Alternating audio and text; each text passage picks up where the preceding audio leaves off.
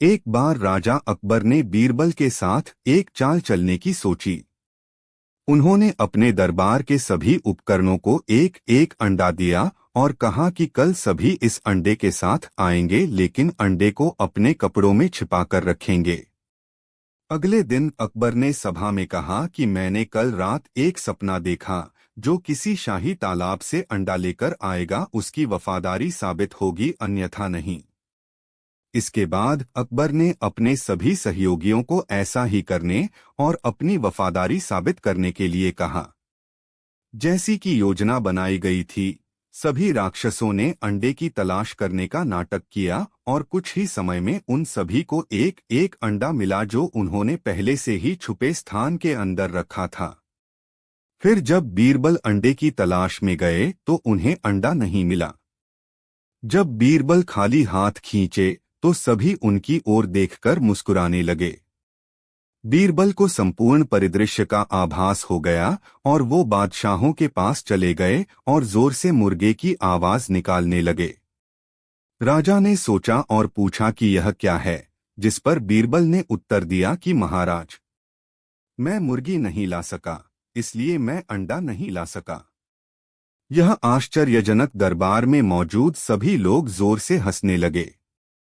राजा को अकबर को पता चला कि बीरबल को आदर्श बनाना इतना आसान नहीं है। एक बार एक व्यापारी अपने किसी काम से कुछ दिनों के लिए प्रदेश से दूर गया हुआ था। जब वह अपना काम खत्म करके घर पहुंचा तो देखता है कि उसकी पूरी तिजोरी खाली है। उसकी मेहनत की सारी कमाई चोरी हो चुकी है। व्यापारी घबरा गया और उसने अपने घर के सारे नौकरों को बुलाया। व्यापारी के घर में कुल 5 नौकर थे। व्यापारी की एक आवाज पर सारे नौकर उसके सामने आकर खड़े हो गए। व्यापारी ने उनसे पूछा, तुम लोगों के होते हुए घर में इतनी बड़ी चोरी कैसे हो गई? जब चोर आकर मेरी पूरी तिजोरी साफ कर गया, उस समय कहाँ थे सब के सब? एक नौकर ने जवाब दिया, हमें नहीं पता कि यह चोरी कब हुई मालिक, हम सो रहे थे। उसकी यह बात सुनकर व्यापारी गुस्से से आग बबूला हो उठा और बोला, मुझे तो लगता है कि तुम 5 में से किसी एक ने ही चोरी की है। तुम्हारा हिसाब अब बादशाह अकबर ही करेंगे। यह कहता हुआ वो महल की ओर चल पड़ा। बादशाह अकबर अपने दरबार में बैठकर जनता की समस्या सुन रहे थे कि तभी व्यापारी वहां पहुंच गया। व्यापारी ने कहा, न्याय हुजूर, न्याय, मेरी समस्या को दूर करें। बादशाह ने पूछा, क्या हुआ? कौन हो तुम और क्या है तुम्हारी समस्या? व्यापारी बोला, मैं आप ही के राज्य में रहने वाला एक व्यापारी हूँ महाराज। एक जरूरी काम से कुछ दिनों के लिए प्रदेश से बाहर गया था। जब वापस आया तो मेरी सारी तिजोरी लुट चुकी थी। मैं बर्बाद हो गया हुजूर, मेरी मदद करें। यह सुनकर बादशाह ने व्यापारी से कुछ सवाल पूछे, जैसे कितना सामान चोरी हुआ, क्या उसे किसी पर शक है आदि। सवालों के जवाब मिलने के बाद अकबर ने व्यापारी का मामला बीरबल को सौंप दिया और कहा कि असली चोर को पकड़ने में बीरबल उसकी मदद करेंगे। अगले दिन बीरबल व्यापारी के घर पहुंचे। उन्होंने सभी नौकरों को बुलाया और उनसे पूछा कि चोरी की रात वो सभी कहाँ थे। सभी ने कहा कि वो व्यापारी के घर में ही रहते हैं और उस रात भी व्यापारी के घर में ही सो रहे थे। बीरबल ने उनकी बात मान ली और कहा, आप सभी को परेशान होने की जरूरत नहीं है। मेरे हाथ में ये 5 जादुई लकड़ियां हैं। मैं आप सभी को एक एक लकड़ी दूंगा। जो भी चोर होगा उसकी लकड़ी आज रात 2 इंच लंबी हो जाएगी और चोर पकड़ा जाएगा। हम सभी कल यहीं मिलेंगे। यह कह बीरबल ने सबके हाथ में एक एक लकड़ी पकड़ाई और वहां से चले गए। दिन ढल गया। अगले दिन बीरबल फिर से व्यापारी के घर पहुंचे और उन्होंने सभी नौकरों को अपनी अपनी लकड़ी के साथ बुलाया। जब बीरबल ने सबकी लकड़ी देखी तो उन्होंने देखा कि एक नौकर की लकड़ी 2 इंच छोटी है। बस फिर क्या था? बीरबल ने तुरंत सिपाहियों को उस नौकर को पकड़ने का आदेश दिया। व्यापारी इस पूरी घटना को समझ नहीं पाया और असमंजस में बीरबल की तरफ देखने लगा। बीरबल ने व्यापारी को समझाया कि कोई लकड़ी जादुई नहीं थी, लेकिन चोर को इस बात का डर था कि उसकी लकड़ी 2 इंच बड़ी हो जाएगी और इस डर से उसने अपनी लकड़ी को 2 इंच काट दिया और वह पकड़ा गया। व्यापारी बीरबल की चतुराई से बहुत प्रभावित हुआ और उसका धन्यवाद किया। एक दिन बादशाह अकबर घोड़े पर बैठकर शाही बाग में घूमने गए। साथ में बीरबल भी था। चारों ओर हरे भरे वृक्ष और हरी हरी घास देखकर अकबर को बहुत आनंद आया। उन्हें लगा कि बगीचे में सैर करने के लिए तो घोड़ा भी हरे रंग का ही होना चाहिए। उन्होंने बीरबल से कहा, बीरबल, मुझे हरे रंग का घोड़ा चाहिए। तुम मुझे 7 दिन में हरे रंग का घोड़ा ला दो। यदि तुम हरे रंग का घोड़ा न ला सके तो हमें अपनी शक्ल मत दिखाना, हरे रंग का घोड़ा तो होता ही नहीं है। अकबर और बीरबल दोनों को यह मालूम था, लेकिन अकबर को तो बीरबल की परीक्षा लेनी थी। दरअसल इस प्रकार के अटपटे सवाल करके वे चाहते थे कि बीरबल अपनी हार स्वीकार कर लें और कहें कि जहांपनाह, मैं हार गया। मगर बीरबल भी अपने जैसे एक ही थे। बीरबल के हर सवाल का सटीक उत्तर देते थे कि बादशाह अकबर को मुंह की खानी पड़ती थी। बीरबल हरे रंग के घोड़े की खोज के बहाने 7 दिन तक इधर-उधर घूमते रहे। 8वें दिन वे दरबार में हाजिर हुए और बादशाह से बोले, जहांपना, मुझे हरे रंग का घोड़ा मिल गया है। बादशाह को आश्चर्य हुआ। उन्होंने कहा, जल्दी बताओ, कहाँ है हरा घोड़ा? बीरबल ने कहा, जहांपना, घोड़ा तो आपको मिल जाएगा। मैंने बड़ी मुश्किल से उसे खोजा है, मगर उसके मालिक ने 2 शर्तें रखी हैं। बादशाह ने कहा, क्या शर्तें हैं? पहली शर्त तो यह है कि घोड़ा लेने के लिए आपको स्वयं जाना होगा। यह तो बड़ी आसान शर्त है। दूसरी शर्त क्या है? घोड़ा खास रंग का है, इसलिए उसे लाने का दिन भी खास ही होगा। उसका मालिक कहता है कि सप्ताह के 7 दिनों के अलावा किसी भी दिन आकर उसे ले जाओ। अकबर बीरबल का मुंह देखते रह गए। बीरबल ने हंसते हुए कहा, जहांपना, हरे रंग का घोड़ा लाना हो तो उसकी शर्तें भी माननी ही पड़ेंगी। अकबर खिलखिलाकर हंस पड़े। बीरबल की चतुराई से वे खुश हुए। समझ गए कि बीरबल को मूर्ख बनाना सरल नहीं है।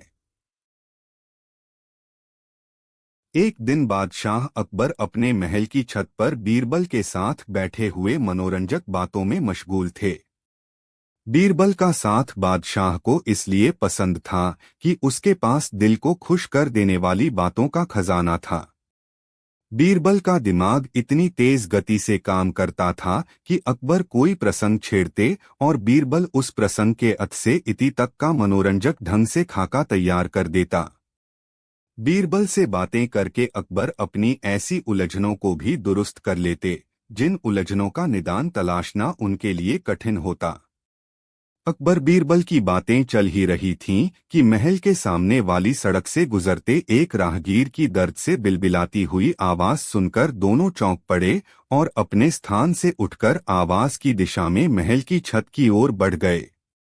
मुड़ेर के पास आकर अकबर और बीरबल ने नीचे झांककर देखा, एक आदमी सड़क के बीचों बीच बैठा विलाप कर रहा था। उसके सिर से खून टपक रहा था। बादशाह ने प्यादों को भेजकर उस आदमी को बुलवाया और स्वयं बीरबल को साथ लेकर अपने कक्ष में चले आए। वह विकल विह्वल आदमी जब बादशाह की बैठक में हाजिर हुआ तो बादशाह को सामने देखकर उसका धैर्य जाता रहा और वह फूट फूट कर रोने लगा। फिर रोते रोते ही बोला, जहांपना, आपके महल के पास भी जब आदमी महफूज नहीं है, तब सोचिए कि पूरी सल्तनत का क्या हाल होगा। अकबर को उस आदमी की बात चुभ सी गई, मगर बात सही थी। उस आदमी को उनके महल के सामने ही किसी ने लूट लिया था। बादशाह ने सिपाहियों को बुलाकर उन लुटेरों को पकड़कर लाने का हुक्म दे दिया, मगर सिपाही भी इधर-उधर दौड़ लगाकर थक गए और निराश लौट आए।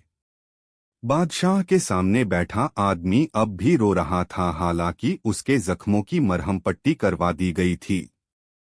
उसने बादशाह को बताया था कि वह अपनी पुत्री के विवाह के लिए जेवर बनवाकर सोने की दुकान से निकला था, तब ही उसके पीछे लुटेरे लग गए थे और जब वह महल के सामने से गुजर रहा था तब लुटेरे उस पर प्रहार कर उसका थैला छीनकर भाग गए थे। उसके रुदन से उद्वेलित होकर बादशाह अकबर ने बीरबल से कहा, यह हम लोगों के लिए शर्म की बात है। हमारे महल के आगे जब कोई व्यक्ति लुट लिया जाता है तब महल के दूरस्थ स्थानों पर क्या होता होगा।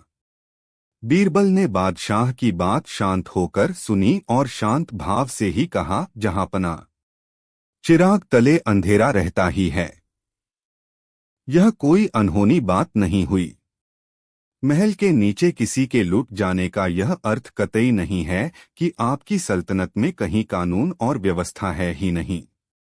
मुझे बताइए, इससे पहले राज्य के किसी भाग से आप तक किसी लूट या डकैती की कोई खबर पहुंची है? अकबर को बीरबल की बात जंच गई और उनके मन का उद्वेलन शांत हो गया। उन्होंने उस आदमी को पर्याप्त धन देकर विदा किया ताकि वह अपनी पुत्री का विवाह धूमधाम से कर सके। एक दिन अकबर के दरबार में मौसम पर चर्चा होने लगी। बादशाह इस चर्चा में स्वयं रुचि ले रहे थे, इसलिए दरबारी उसमें जी जान से लगे हुए थे। किसी ने गर्मी के मौसम को सबसे अच्छा बताया तो किसी ने सर्दी की शान में कसीदे पढ़े। किसी को बरसात के उमड़ते घुमड़ते गदराए बादलों का सौंदर्य स्मरण हो आया। चर्चा में सभी दरबारी बढ़ चढ़कर हिस्सा ले रहे थे। अकबर ने गौर किया कि बीरबल इस चर्चा में भाग नहीं ले रहा है, तो उसने बीरबल को उकसाया। क्या बात है बीरबल, तुम कुछ भी नहीं बोल रहे हो? तुम भी तो बताओ कि कौन सा मौसम सबसे प्यारा है। बीरबल मानो इस उकसावे का इंतजार ही कर रहा था। उसने कहा, जहांपना मेरे विद्वान साथियों ने मौसम के बारे में इतनी विद्वत्तापूर्ण जानकारियां दी हैं कि मुझ नाचीज का बोलना या न बोलना दोनों बराबर है। लेकिन आपका हुक्म है तो मैं बोलूंगा ही। मेरी दृष्टि में हर मौसम का अपना अपना महत्व है। एक है, इस कारण ही दूसरा है। अब गर्मी की ही बात लें तो गर्मी में जितने तरह के फूल और फल देखने को मिलते हैं, क्या किसी अन्य मौसम में उस तरह के फूल और फल का वजूद दिखाई पड़ता है? तरबूज, खरबूज, खीरा, ककड़ी, नारंगी, संतरा, किन्नू, सपाटू, आम, लीची और ऐसे ही न जाने कितने फल जो रूह को ताजगी और सुकून से भर देते हैं। आग बरसाने वाले सूरज की तपिश से इंसान जब बेचैन होता है तब ये फल उन्हें तपिश से राहत दिलाने का काम करते हैं। गर्मी में नदी नाले का पानी भाप बनकर उड़ जाता है और बादल बन जाता है।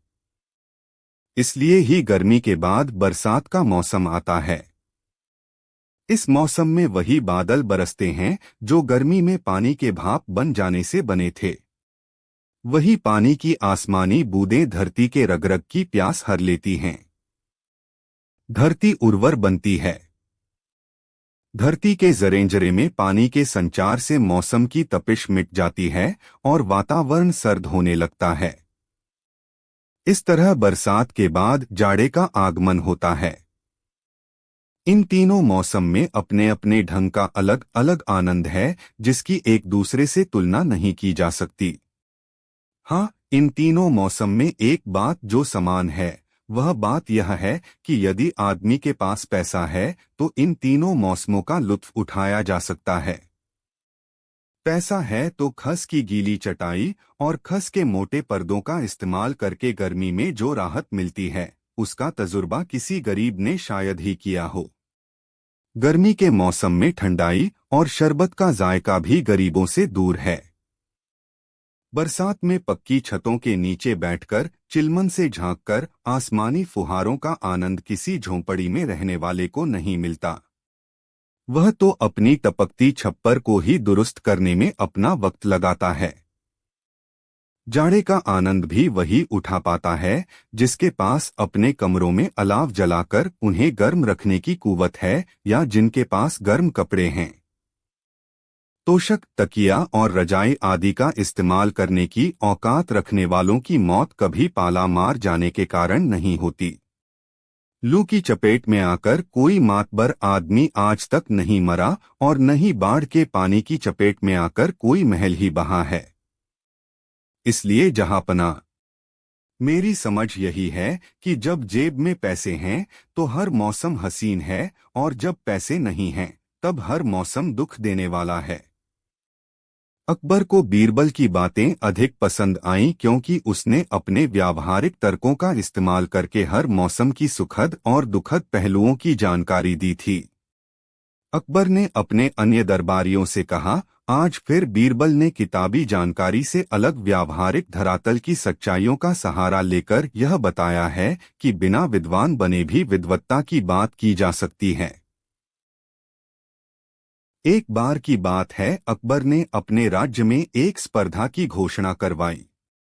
इस स्पर्धा में भाग लेने वाले प्रत्येक व्यक्ति को एक बिल्ली और एक गाय दी जाएगी और जो भी मनुष्य सेहतमंद बिल्ली के साथ साथ सबसे ज्यादा गाय के दूध के पेड़े बनाकर लाएगा वह विजेता होगा।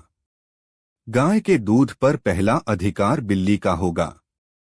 इस स्पर्धा में भाग लेने वाले सभी प्रतिभागियों को यह सूचित किया गया कि जिसकी भी बिल्ली भूख के कारण कमजोर हुई या बीमार पड़ी उसको दंड स्वरूप 100 कोड़े मारे जाएंगे और जिसने भी दूसरे गाय के दूध के पेड़े बनाए या पेड़े में मिलावट की उसे भी 100 कोड़े मारे जाएंगे तथा जिसने यह दोनों अपराध किए उसे 200 कोड़े मारे जाएंगे।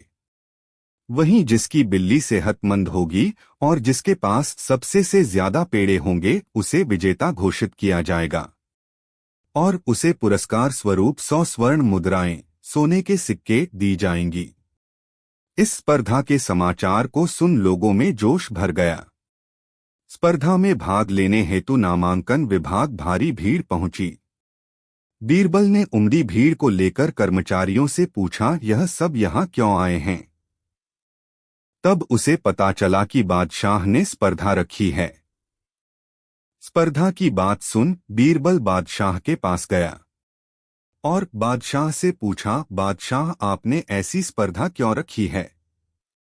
बादशाह ने कहा, मैं राज्य में मेहनती और ईमानदार लोगों की खोज कर रहा हूं। बीरबल ने कहा, किंतु स्पर्धा में ईमानदार क्यों आएंगे? यहाँ तो लोग 100 स्वर्ण मुद्राओं के लालच में मेहनती और चतुर लोग आएंगे। हंसते हुए बादशाह अकबर ने कहा, अच्छा ये बात है तो तुम भी स्पर्धा में भाग ले लो, तुम भी तो मेहनती एवं चतुर हो। क्या पता तुम ही विजयी हो जाओ और 100 स्वर्ण मुद्राएं तुम्हें ही मिल जाएं। बादशाह की बात सुनकर बीरबल ने पूछा, क्या मेरे विजेता होने पर आप मुझे 100 स्वर्ण मुद्राएं देंगे? बादशाह ने मुस्कुराते हुए कहा, हाँ बीरबल, बस ध्यान रहे जिसकी बिल्ली सेहतमंद होगी और जिसके पास दी गई गाय के दूध के सर्वाधिक पेड़े होंगे उसे ही स्वर्ण मुद्राएं मिलेंगी और बिल्ली को भूखा रखने वाले, दूसरी गाय के दूध से पेड़े बनाने वाले और पेड़े में मिलावट करने वाले को कोड़े मिलेंगे। और यदि चतुर बीरबल तुम बेईमानी में पकड़े गए तो मैं तुम्हें कोड़ों से नहीं बचाऊंगा, दंड स्वीकार करना होगा। बादशाह की बातें सुनकर चालक बीरबल ने कहा, बादशाह, चतुराई और बेईमानी अलग अलग है। बादशाह ने कहा, तो तुम स्पर्धा में विजेता बनकर इसे सिद्ध कर दो। बीरबल ने बादशाह अकबर से पूछा, किसी ने बेईमानी की है यह सुनिश्चित कैसे करेंगे?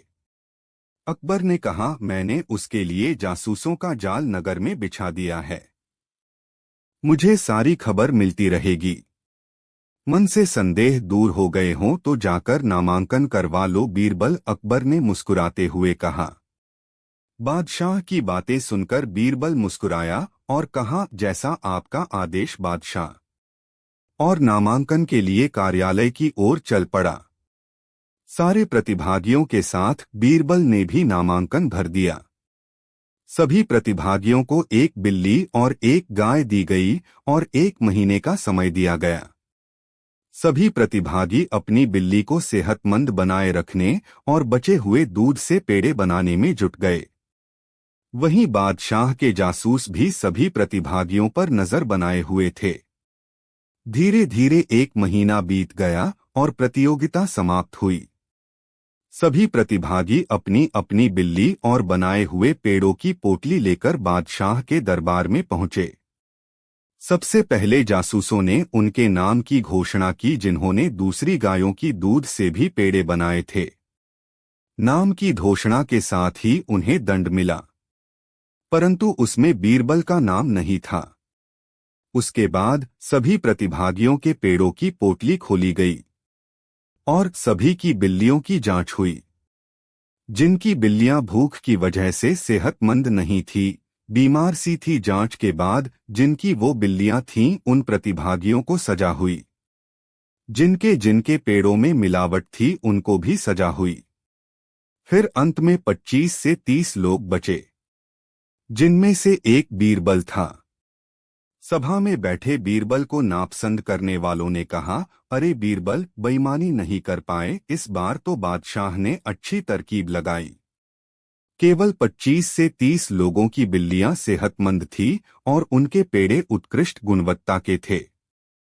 जांच में पता चला कि सबसे ज्यादा पेड़े बीरबल के पास है और उसकी बिल्ली भी सेहतमंद है।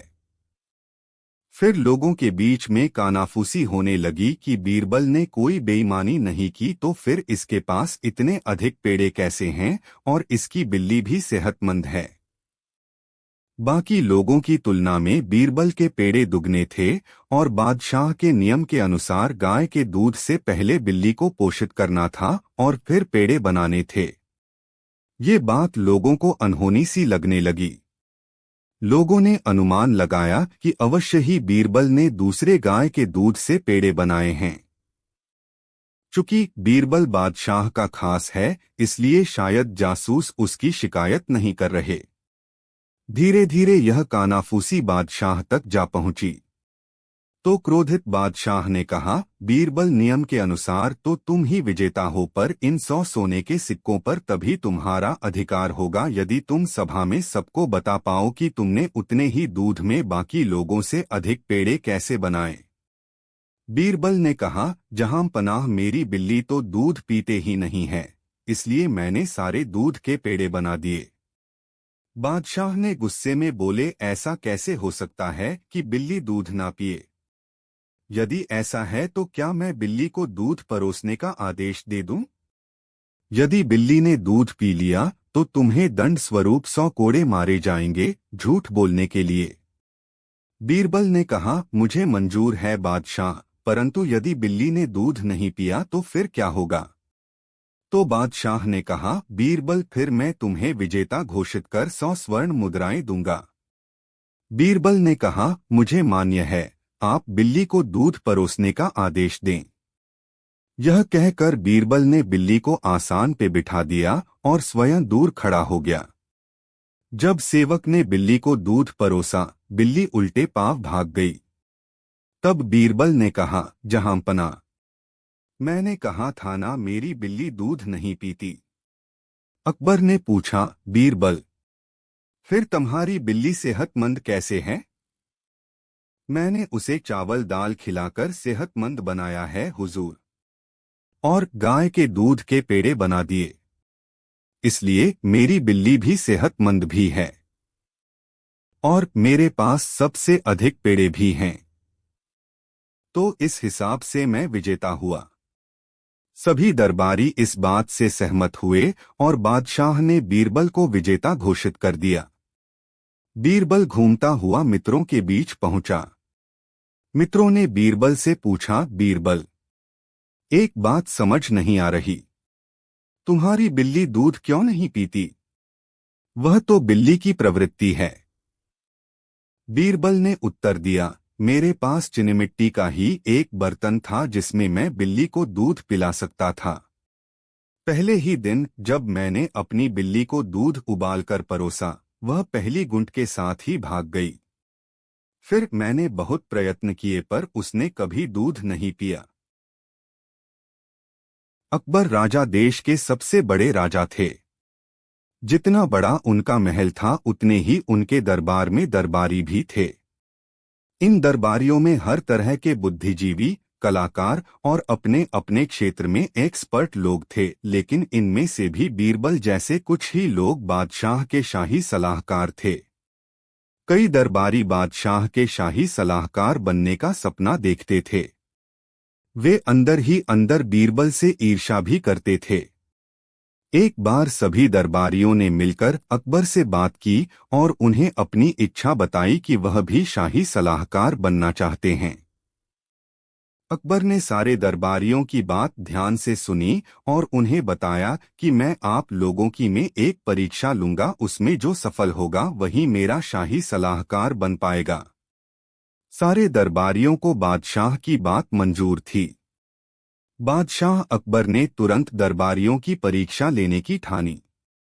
अकबर अपने सिंहासन से उठा, अपने कमर पर लपेटा हुआ कपड़ा खोलकर जमीन पर लेट गया और दरबारियों को कहा, जो भी इस वस्त्र को मेरे सिर से लेकर पैर तक ढकने में कामयाब हो जाएगा वही मेरा शाही सलाहकार नियुक्त किया जाएगा। दरबारी एक एक करके इस परीक्षा को पास करने का प्रयास करने लगे। वह राजा के सिर पर कपड़ा ढकते तो पैर खुले रह जाते और पैरों से कपड़ा ढकते तो थोड़ा सा सिर बच जाता। एक एक करके सारे दरबारियों ने प्रयत्न कर लिया मगर कोई भी उसमें सफल होता नजर नहीं आ रहा था। तभी उसी समय दरबार में बीरबल आया। अकबर ने यही काम बीरबल को भी करने के लिए कहा। बीरबल ने अकबर की बात पूरी ध्यान से सुनी और थोड़ी देर सोचने के बाद वह कपड़ा अपने हाथ में लिया और राजा को बड़ी विनम्रता से कहा, महाराज क्या आप अपनी टांगे थोड़ी सिकुड़ सकते हैं? अकबर ने अपने पैर थोड़े मोड़ लिए और बीरबल बड़ी आसानी से अकबर को सिर से लेकर पांव तक ढकने में कामयाब हो गया। यह देखकर सारे दरबारियों का सिर शर्म से झुक गया और उन्होंने उस दिन के बाद कभी भी शाही सलाहकार बनने की बात अकबर से नहीं की। बीरबल सिर्फ हाजिर जवाब ही नहीं था बल्कि उसकी बातें सूझबूझ और सच्चाई की परिचायक होती थीं। यही वह महत्वपूर्ण कारण था कि अकबर के दरबार का वह रत्न था। एक बार अकबर ने अपने दरबारियों से पूछा, सबसे अच्छा फूल कौन सा है? दरबारियों की भिन्न भिन्न राय आने लगी। जूही, चमेली, चंपा, कनक, बेला, रजनीगंधा, कचनार, हरसिंगार, गुलाब, कमल आदि अनेक फूलों के नाम दरबारियों ने गिनाए और इन फूलों को सर्वश्रेष्ठ मानने का कारण भी दरबारियों ने बताया। अकबर किसी के भी जवाब से संतुष्ट नहीं थे। उन्होंने देखा दरबार में लगभग सभी दरबारी बोल चुके मगर बीरबल मौन साधे सबकी बातें सुनता रहा। उन्होंने बीरबल से कहा, क्या बात है बीरबल, तुम अभी तक खामोश हो? तुम भी तो अपनी राय दो कि कौन सा फूल सबसे अच्छा होता है। जहांपना, दुनिया के सारे फूल खूबसूरत हैं। सभी के अपने अपने गुण हैं। कुछ फूल मनमस्तिष्क को सुवासित करते हैं तो कुछ फूलों में औषधीय गुण हैं। जहां तक सबसे अच्छे फूल की बात है तो मेरी समझ से एक ऐसा फूल जिसमें गंध नहीं, रस नहीं, रूप भी नहीं है सबसे अच्छा होता है। वह फूल है कपास। इससे धागे बनते हैं और उन धागों से वस्त्र, जिससे सारी दुनिया का तन ढकता है। अकबर उसकी बातें सुनकर बहुत खुश हुआ और दरबार में उसके उत्तर को विवेकपूर्ण और सटीक बताया। अकबर द्वारा बीरबल के उत्तर की सराहना किए जाने से अन्य दरबारी चिढ़ गए और उनकी चिढ़ अकबर से छिपी न रह सकी। अकबर एक ऐसे बादशाह थे जो सबको साथ लेकर चलना चाहते थे। अपने दरबार में एक विद्वान दरबारी से द्वेष पालने वाले दरबारियों को देखकर उन्होंने उन्हें सबक सिखाने की ठान ली। नतीजा यह हुआ कि दूसरे दिन भी अकबर ने दरबार में एक प्रश्न किया, आप लोग बताएं कि पत्ता किसका अच्छा होता है। भृंगराज से लेकर ढाक के पत्ते तक के नाम दरबारियों ने बादशाह को बता दिए और उन पत्तों के अच्छे होने के कारण भी गिनाए। अकबर के दरबार का नजारा उस समय ऐसा हो गया मानो बहुत सारे वनस्पति शास्त्री और वैद्य वहां जमा होकर पौधों के औषधीय गुणों का बखान कर रहे हों। अकबर को दरबारियों का यह रंगढंग पसंद नहीं आया। उनमें अधिकांश एक दूसरे की बात काटकर अपनी बात मनवाने की चेष्टा कर रहे थे। बीरबल उस दिन भी चुप था, मानो उसे दरबार में चल रही बहस से कुछ लेना देना ही न हो। थोड़ी देर के बाद जब दरबारियों का बोलना कुछ कम हुआ तब अकबर ने बीरबल से पूछा, बीरबल, अब तुम बताओ कि सबसे अच्छा पत्ता तुम किसे मानते हो? बीरबल ने सधे स्वर में कहा, जहांपना, मेरी दृष्टि में सबसे अच्छा पत्ता पान का पत्ता है। पान का पत्ता विविध औषधीय गुणों से भरपूर है। यह पूजा और विभिन्न संस्कारों के समय नैवेद्य की तरह इस्तेमाल होता है। देवताओं पर चढ़ता है। संकल्प लेने वाले बीड़ा पान उठाकर अपने संकल्प की घोषणा करते हैं। मुख शुद्धि के रूप में पान खाने का प्रचलन है। इसका सबसे अच्छा और विशिष्ट गुण यह है कि शत्रुओं को भी पान खिलाकर मित्र बनाया जा सकता है। बीरबल के तर्कसंगत उत्तर से अकबर संतुष्ट हुए और उस दिन भी दरबार में बीरबल की सराहना की। जिस समय अकबर बीरबल की बातों की सराहना कर रहे थे उस समय दरबारी आपस में खुसुर-फुसुर कर रहे थे। अकबर का उद्देश्य दरबारियों में सद्भाव पैदा करना था। उन्हें अच्छे को अच्छा और बुरे को बुरा कहना सिखाना था। इसलिए तीसरे दिन भी दरबारियों से एक सवाल पूछा, मिठाई कौन सी बेहतर होती है? दरबारी अपनी आदत के अनुसार उस दिन भी तरह तरह की मिठाइयों को अच्छा बताते हुए उनकी खूबियां गिनाने लगे, मगर बीरबल ने अकबर को यह कहकर मुग्ध कर लिया, जहांपना, बोली की मिठाई के आगे सारी मिठाइयां फीकी हैं। मीठी बोली से दुश्मनी भी दोस्ती में बदल सकती है। यह मीठी बोली ही माँ के मुंह से निकलकर शिशु में तरह तरह के ज्ञान का संचार करती है। बोली की मिठाई हो तो संकट की घड़ियां भी सहजता से कट जाती हैं। अकबर ने तीसरे दिन भी बीरबल के उत्तर की तारीफ की। दरबारी उस दिन भी खुसुर-फुसुर करने में व्यस्त रहे। चौथे दिन अकबर ने दरबारियों से पूछा, आज आप लोग बताएं कि कौन सा राजा सर्वोत्तम है? एक स्वर में सभी दरबारियों ने कहा, जहांपना, आपसे बढ़कर कोई राजा हो ही नहीं सकता। अकबर ने उस समय देखा कि बीरबल खामोशी अख्तियार कर बैठा हुआ है और सभी दरबारी एक स्वर से अकबर को सबसे बेहतर राजा बताने के लिए तर्क पर तर्क दिए जा रहे हैं। अपने दरबारियों की बातें अकबर मुस्कुराते हुए सुनते रहे। प्रशंसा किसे अच्छी नहीं लगती, उन्हें भी अच्छी लग रही थी। पूरी चर्चा के दौरान जब बीरबल की खामोशी नहीं टूटी तब अकबर ने बीरबल से कहा, तुम भी तो कुछ कहो बीरबल। सबसे अच्छा राजा तुम्हें कौन लगता है? बादशाह द्वारा सीधे प्रश्न पूछे जाने पर बीरबल ने निःसंकोच उत्तर दिया, जहांपना, सबसे अच्छा राजा इंद्र है, जिसके राज्य में कोई देवता दुखी नहीं होता। सबकी इच्छाएं पूर्ण होती हैं।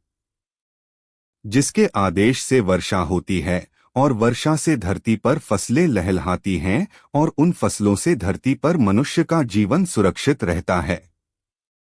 अकबर ने उस दिन भी बीरबल के उत्तर को प्रशंसा योग्य माना, मगर उसके समर्थन में किसी भी दरबारी का स्वर मुखर नहीं हुआ। पांचवें दिन दरबार में आते ही अकबर ने पूछा, सबसे अच्छा दूध किसका होता है?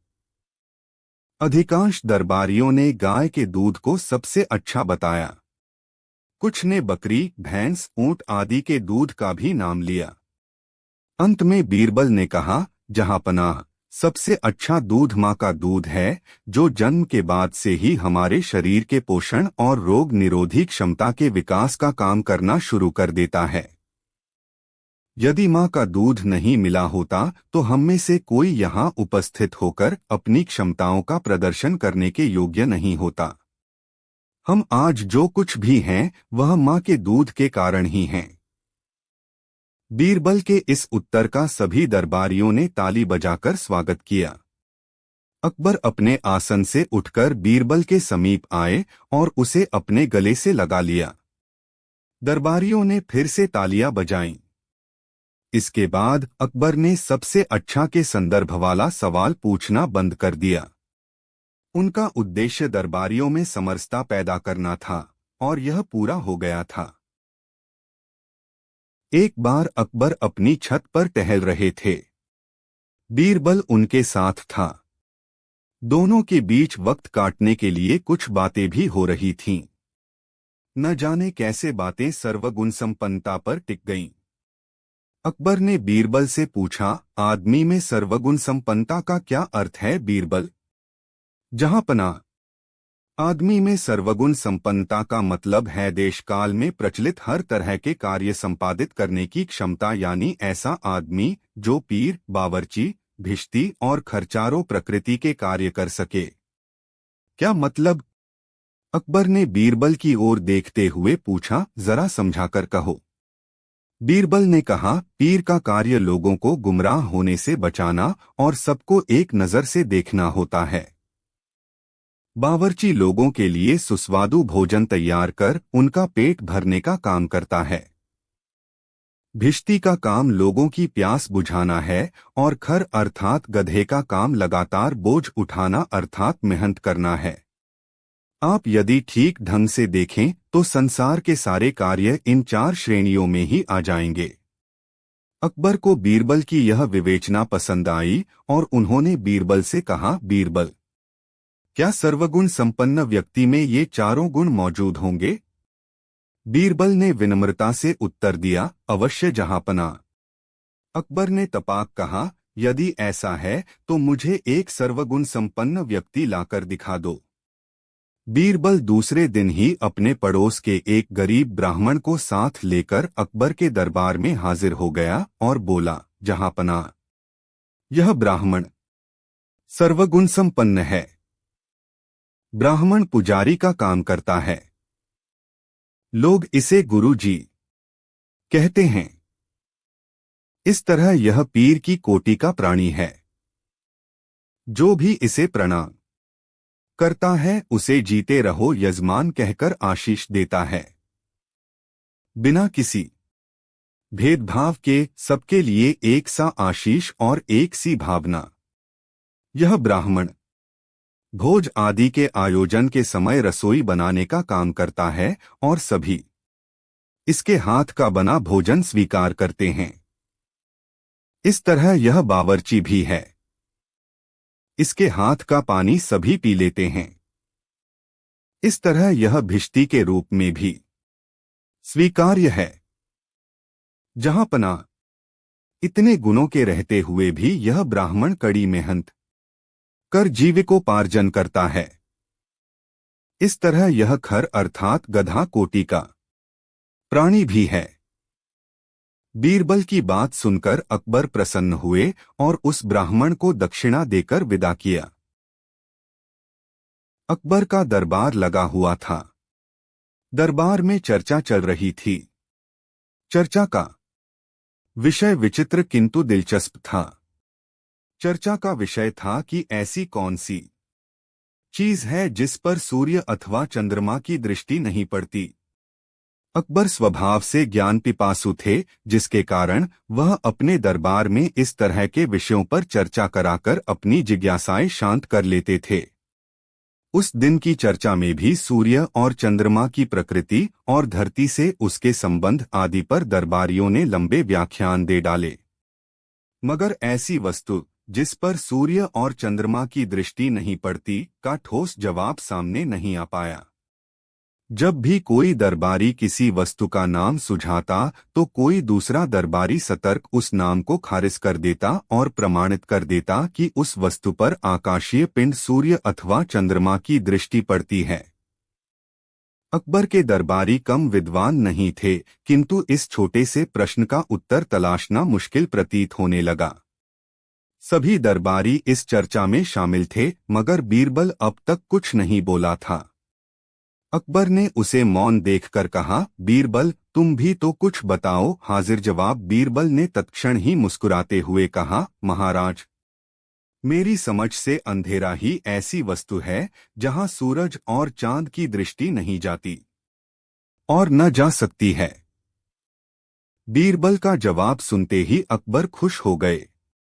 उनके मुंह से बेसाख्ता निकला, वाह कमाल। थोड़ी देर तक वह दरबारियों की ओर मुस्कुराते हुए देखते रहे। दरबारी भी बीरबल के उत्तर को सटीक मानकर तालियां बजाने लगे। फिर तालियों की उस गूंज के बीच ही अकबर ने कहा, बीरबल, तुम्हारा जवाब नहीं, सचमुच यही है इस प्रश्न का सही जवाब। जहां सूरज या चांद की दृष्टि पड़ सकती है, वहां अंधेरा भला कहाँ रहता है न? उस दिन अकबर ने दरबार में बीरबल की मेधा की खूब तारीफ की। अकबर बातों ही बातों में हुनर सीखने में माहिर थे। कई बार उनके उलझन भरे सवाल उनकी निजी जिज्ञासाओं को शांत करने के लिए हुआ करते थे। एक बार बादशाह के मन में द्व्यर्थी संवादों के प्रति जिज्ञासा पैदा हुई। वह ऐसे संवादों की तलाश में रहने लगे जो एक समय में कई अर्थ ध्वनित करते हैं। एक दिन अकबर ने बीरबल से पूछा, दो विविध प्रश्नों का एक ही उत्तर हो तो बहुत मजा आएगा है न? बीरबल ने कहा, दो प्रश्नों का एक उत्तर कुछ मामलों में कौतुक उत्पन्न करता है, मैं भी मानता हूं। कभी कभी यह मजेदार भी होता है। मुझे दो सवाल ऐसे बताओ जिसका उत्तर एक ही हो, अकबर ने बीरबल से कहा। थोड़ी देर सोचने के बाद बीरबल ने कहा, जहांपना, शाम को हम जब टहल रहे होंगे उस समय मैं आपके प्रश्न का उत्तर देने का प्रयास करूंगा। शाम को अकबर बीरबल के साथ टहलने निकले। उन्होंने बीरबल को याद दिलाया कि एक उत्तर वाले दो सवाल वह उन्हें बताने वाला था। ठीक उसी समय एक प्यासा त्रिपुंडधारी ब्राह्मण प्याऊ के पास से निराश लौटता दिखा। प्याऊ में पानी के घड़े तो थे, लेकिन ऐसा कोई पात्र नहीं था जिससे ब्राह्मण पानी निकालकर पीता। प्याऊ से थोड़ी दूरी पर एक गधा गर्दन झुकाए खड़ा था। यह दृश्य देखकर बीरबल के मन में अकबर के प्रश्न का समाधान सूझ गया। उसने कहा, जहांपना, प्याऊ के पास से लौटते ब्राह्मण को देखकर सवाल पैदा होता है कि ब्राह्मण प्यासा क्यों? और प्याऊ से थोड़ी दूरी पर मुंह लटकाए गधे को देखकर सवाल पनपता है कि गधा उदास क्यों? हाँ, ये सवाल पूछे जा सकते हैं। मौजू हैं, अकबर ने कहा। और जहांपना, इन दोनों प्रश्नों का उत्तर एक ही है, लोटा न था। बीरबल की बातें सुनकर अकबर अचानक चौंक से गए। अरे हाँ, तुम ठीक कहते हो। गधे लोट लोट कर अपनी थकान मिटाते हैं और लोटा के बिना ब्राह्मण पानी नहीं पी पाया। बीरबल के इस सप्रमाण उत्तर से अकबर बहुत खुश हुए। बीरबल को बरसात के मौसम से गहरा लगाव था। अकबर को भी बरसात के दिन अच्छे लगते थे। बरसात की चर्चा दोनों अलमस्ती में करते। कभी बातचीत में अकबर ने बीरबल से कहा था कि साल भर में बरसात के दिन ही ऐसे दिन हैं जिन्हें भरपूर जिया जा सकता है। बीरबल के ज़हन में यह बात बैठ गई थी। एक दिन अकबर अपने दरबार में बैठे थे और दरबारियों में पलक झपकते ही गणित के रोजमर्रे के सवाल हल कर लेने की होड़ लगी हुई थी। बीरबल ने अपने को इस होड़ से बाहर रखा था। वह अपने आसन पर कुछ इस भाव में बैठा था मानो दरबार में हो रही चर्चाओं से उसे कुछ लेना देना ही न हो। अकबर ने एक दो बार बीरबल की ओर कुछ इस भरोसे से देखा कि वह कुछ बोलेगा, मगर बीरबल ने उनकी भी अनदेखी कर दी। अंततः अकबर ने ही बीरबल से पूछा, बीरबल, तुम बताओ, 12 में से 4 गए तो बाकी कितने बचे? बीरबल ने जवाब दिया, बाकी क्या बचेगा जहांपना। खाक? क्यों? क्या कुछ बचेगा ही नहीं? अकबर ने पूछा। उस समय सभी दरबारी बीरबल के जवाब से सन्नाटे में आ गए थे। बीरबल ने जवाब दिया, कैसे कुछ बचेगा जहांपना। वर्ष में 12 महीने होते हैं, उनमें 4 ही माह बरसात के हैं। ये 4 माह गए तो वर्ष भर में बचा ही क्या रहा। बीरबल की बात सुनकर अकबर मुस्कुरा दिए और फिर पूछा, अच्छा, अब यह बताओ कि 27 में से 9 गए तब क्या बचे जहांपना? इस घटत से भी कुछ हासिल होने वाला नहीं, बीरबल ने कहा। अकबर ने मुस्कुराते हुए कहा, बीरबल, तुम्हारा गणित बहुत अस्पष्ट है, जरा समझा भी दो कि कैसे कुछ हासिल नहीं बचेगा। बीरबल ने कहा, जहांपना, वर्ष में 27 नक्षत्र होते हैं। उनमें से 9 नक्षत्र बरसात के हैं। यदि वर्ष के 27 नक्षत्रों में से 9 नक्षत्र निकल जाएं तो जो बचेगा उससे हासिल ही क्या है? बरसात के नक्षत्रों के कारण ही तो बारिश होती है, खेत में फसलें लहलहाती हैं और चारों ओर खुशहाली आती है। बीरबल के तर्कपूर्ण उत्तर सुनकर अकबर संतुष्ट हुए, जबकि दरबारी आपस में खुसुर फुसुर करते हुए बीरबल के उत्तरों में मीनमेख निकालने लगे।